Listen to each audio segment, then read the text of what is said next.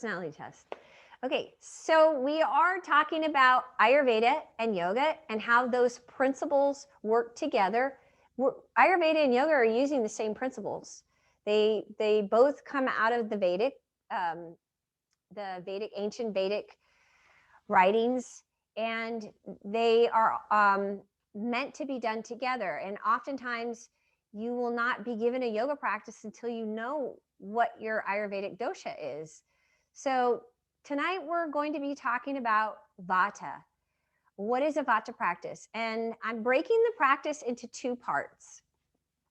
We are going to be doing a little bit of a physical practice. You will need a wall to work with because we are going to be using the wall, not just for like resting poses, but we're going to be doing some active postures at the wall for Vata.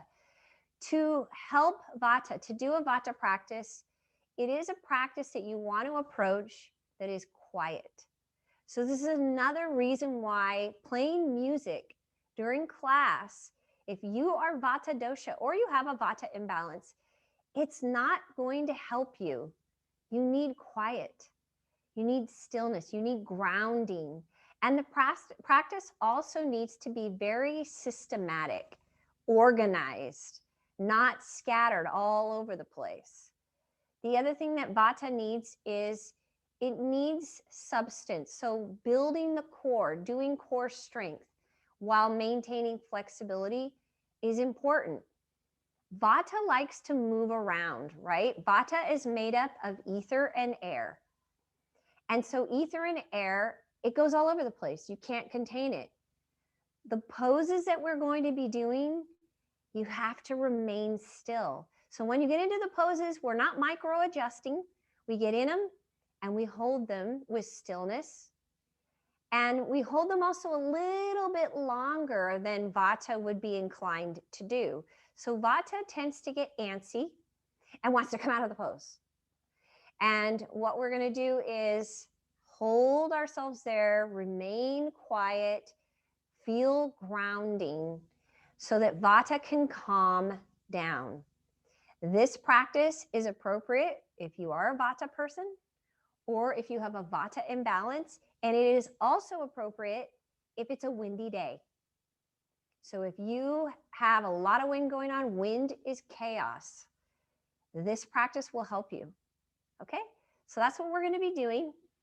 And let's go ahead and get started. I'm going to, like I said, break this into two parts. We're going to start with the wall today. So you want to go ahead and figure out what wall you're going to be using. And go ahead and come to the wall. And we're going to actually start out at the wall. And you do want to have, my wall is kind of broken into two parts, but I want you to imagine that it's just a solid wall here. And you're going to actually come to the wall and stand like you're in Tadasana. So when you stand at the wall, your heels of your feet are going to be at the wall. Your sacrum will be at the wall. Your shoulder blades will be at the wall. And then the back of your head will be at the wall. And what we're doing is we're creating stability. We're doing mountain pose, Tadasana. And by connecting the body to the wall, it helps us connect with more grounding in the body. So close your eyes and feel all those connection points, the feet connected to the ground, the heels to the wall, the sacrum, the shoulder blades, and the back of the head, all connected to the wall. And this is standing up straight, by the way. This is having perfect posture. Feel yourself as a mountain. Move into quiet stillness. Feel grounding and solid. And we hold.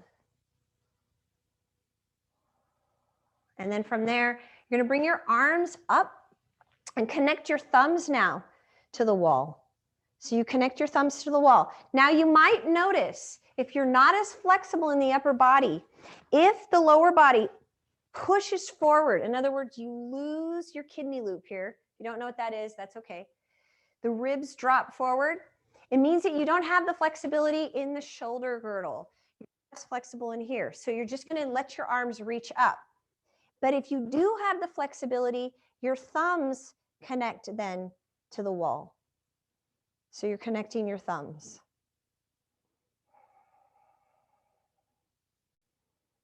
And we're holding, again, like a mountain. Feel stable, strong, quiet. Get quiet in the pose.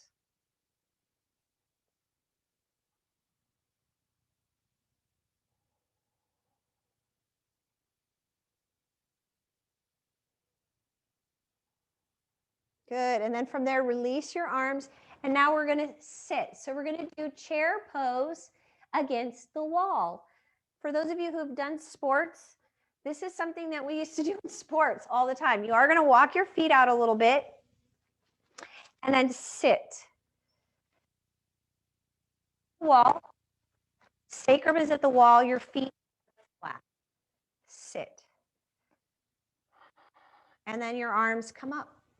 And again, we're connecting our thumbs to the wall. Opening up the shoulder girdle and draw the navel in.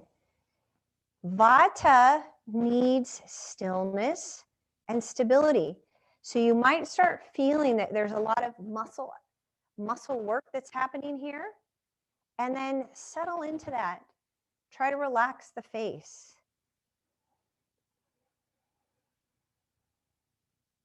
Quiet the breath. Be strong, stable.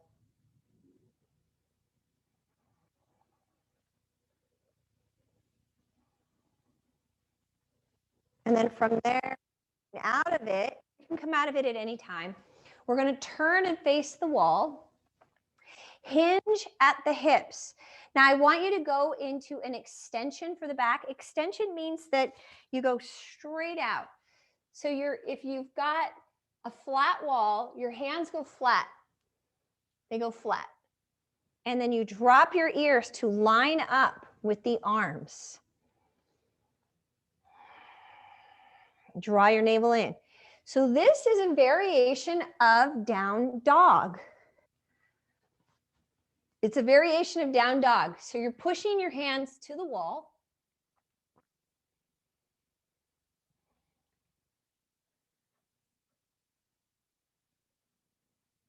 Pushing your hands into the wall, pushing into the feet, and create stillness there. Be still. Open up your armpits.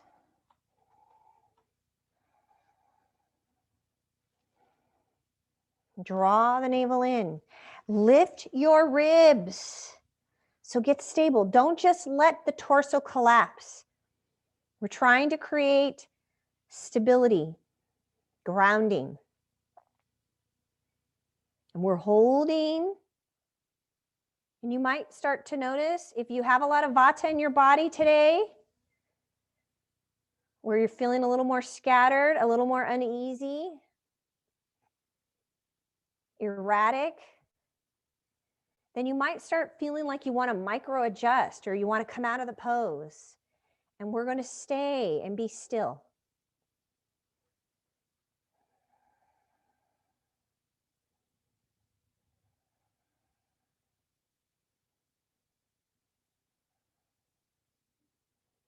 Good. And then we're going to turn and take one foot to the wall. Open up your legs. One foot is at the wall. Your arms are down. The outside arm is going to reach up, and you're just going to slide and bring your hand to the wall. Bring your hand to the wall. So you're opening up the side body. Breathe.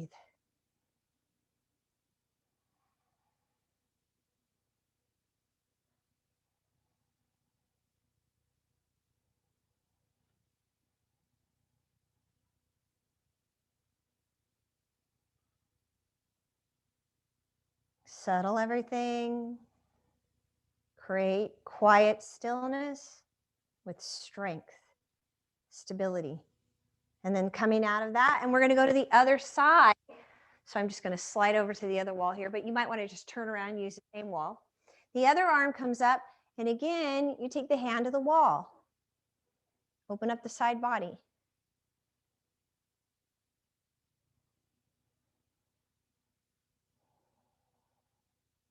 So if you're noticing that you're having a hard time staying in the pose, you want to come out of it, you want to move, that's Vata.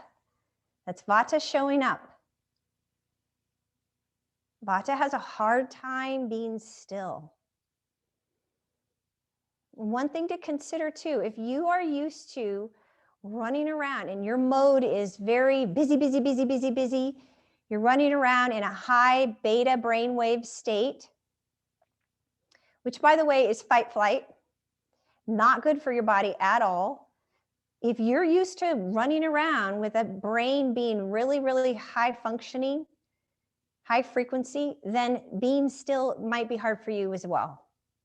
All right, coming out of that, we're going to go back to the other wall, or you're using the same wall, change your foot. And now we're going to do Trikonasana. So you're going to take that arm that's closest to the wall, and we're going to slide. So I'm turning my toe now, turning my toe, and I'm going to push, and the other arm comes up. If you have the flexibility, you can bring the arm to the wall, and this bottom arm then goes to the ankle. Okay, so there's lots of options.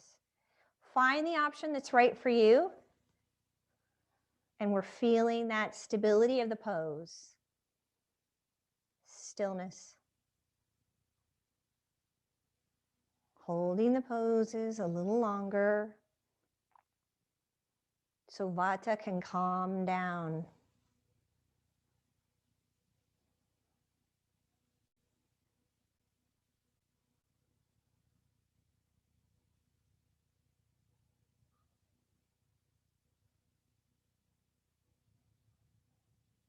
And then releasing out of that, you're going to turn to the other way, or I'm going to just reach over to the other wall here. Turn your toe, okay? Your hand that's closest to the wall then comes up. Then your other hand comes over. And once you get the other hand to the wall, then drop this hand down. Take it to the leg, or you can go to the ankle. Or that hand, if you're more flexible, can go to the floor. And hold. The hand that's at the wall should be flat. And bring your body into stillness.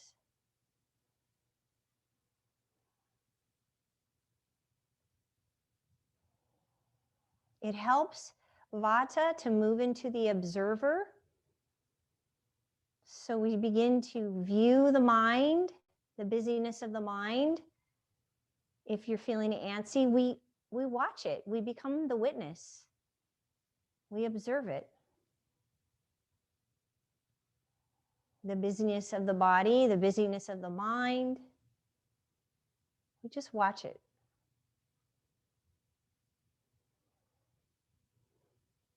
Good, and then from there, we're releasing out of it. We're going back to the wall. You're going to take your right heel, place it in the wall.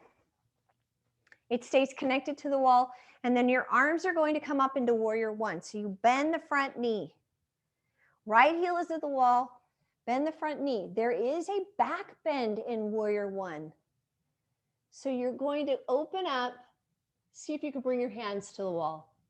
You don't have to, but if you can, try.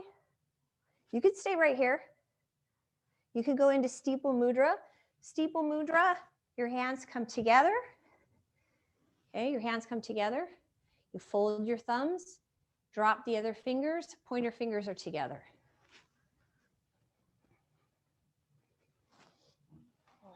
And then see if you can add that back bend.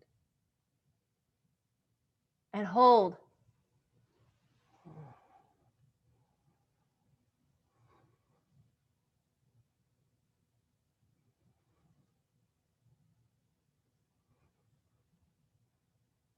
And slowly come out of it. Hands go right to the heart. You're just going to switch legs.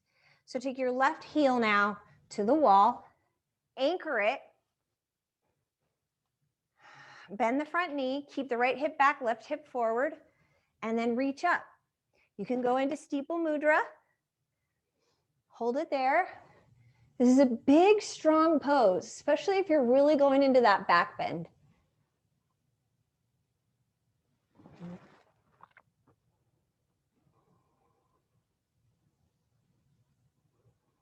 You do not have to go this far. You can stay up if that's better for you. But if you can bring your hands to the wall, try. It's big and you're holding it.